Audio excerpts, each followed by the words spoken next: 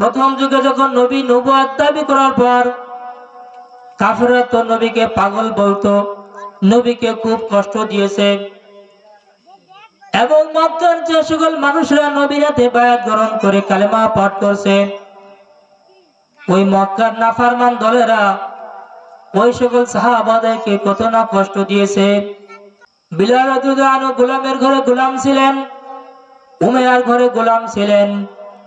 তার কষ্ট যন্ত্রণা শুনলে মনটা কেঁপে ওঠে, দিলটা থরথর করে কেঁপে ওঠে। কিন্তু আমি আপনি কেমন মুসলমান? সাহাবায়ে কেরামদের ঘটনা শোনার পর যদি আমার দিল নরম না হয়, তাহলে বুঝতে হবে আমার ইমানে পার্সেন্ট কত। বিলাল রাদিয়াল্লাহু আনহু গোলামের ঘরে গোলাম ছিলেন, কিন্তু বিলাল রাদিয়াল্লাহু আনহু যার ঘরে গোলাম ছিলেন, তিনি এত বড় নিষ্ঠুর নাফরমান ছিলেন। উমাইয়া খুবই রাগী মানুষ ছিলেন, বিলালকে অত্যাচার করত, মারধর করত, আর গোলাম বলে খুবই অত্যাচার করত।